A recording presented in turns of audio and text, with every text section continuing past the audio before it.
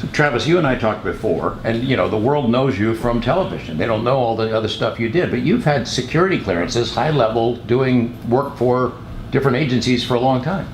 Yeah, I started working for the Army, gosh, I was 17 actually, and I've been a scientist or an engineer for the Army ever since.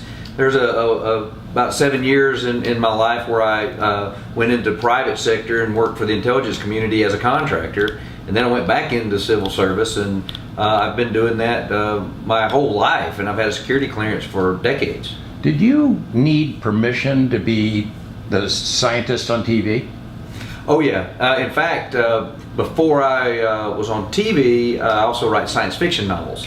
And I remember my first science fiction novel, they made me give it to security, and they went through it to make sure that there wasn't anything that was too close to what I was doing at work or that might be sensitive in nature. And after about my third or fourth novel, it was too much work for them, so they quit worrying about it.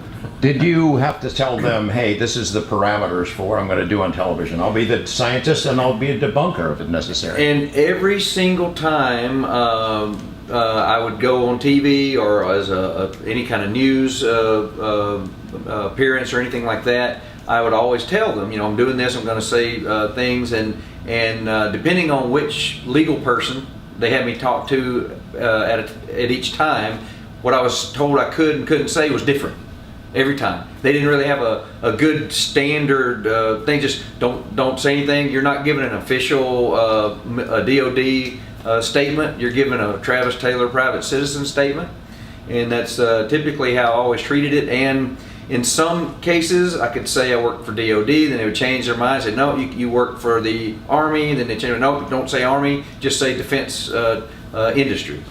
When you started working at Skinwalker, and we've talked about this before, you were an arch skeptic. You were skeptical about some of the weird stuff that had gone on there, correct? My actual notion was that there were some bad actors doing some things. Maybe it was Russian, maybe it was Chinese, maybe it was just some kids with some new toys, or maybe even the Skinwalker people were doing something to sell books and TV shows. Bigelow, yeah, maybe. Bigelow even. Were you aware about OSAP and that program when you started working on the ranch? When I started working on the ranch, I knew there were programs, but I didn't know exactly who was doing it and what. And I had been trying to reach out to them for a while and figure it out. And I actually wrote a book on how you would defend the planet if there was an alien invasion, and that there should be an actual organization preparing and studying possibilities. And I detailed out what that organization would be like using my defense industry knowledge, and how those things work. And I find out later that the organizations that were created were almost just like the chapter in my book that describes it. And Jay Stratton, he actually has a copy of that book, and it's used it. So. Did you have any idea that you would eventually work for the kind of program that you were describing? Well, when I wrote the book, I always said in public, but this is my resume. Anybody out there that's doing this work, I'd be happy to help. Can you talk to me about the day that somebody came and asked and you took you up on that offer? It was really interesting. So some of the things that happened at Skinwalker Ranch, I was in early 2019. I was concerned that they might have had defense, national security issues involved with it. So I asked for a meeting with some folks at the Pentagon that I reached out through mutual colleagues, and I went and briefed them on some of the information. And then at the time, they said they checked my clearances and all, and we were talking in a room where we could talk, national security things. And it was at that point where I was invited to join the team. In what capacity? Well, at first I wasn't sure, but within a couple of weeks, Jay Stratton, the director of the UAP task force, asked me if I would be interested in being the chief scientist.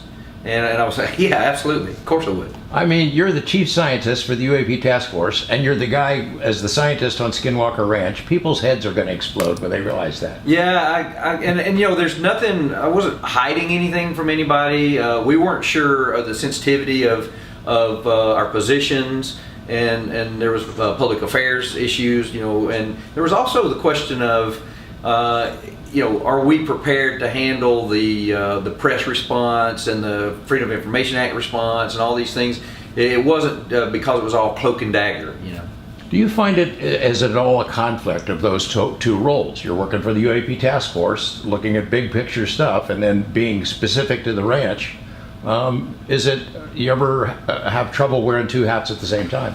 Well, while I was, I'm recently retired from the government and I'm working in a private company now, but while I was doing that, I had to be real careful not to violate either NDAs. The NDAs that I had with Brandon Fugal and the History Channel at Skinwalker Ranch, and the NDAs with the government. But what I did was, it was mutually beneficial to both parties, because I understood bigger picture stuff from being with the government, and then I also got to be in the laboratory hands-on at Skinwalker Ranch, and both of them were very important.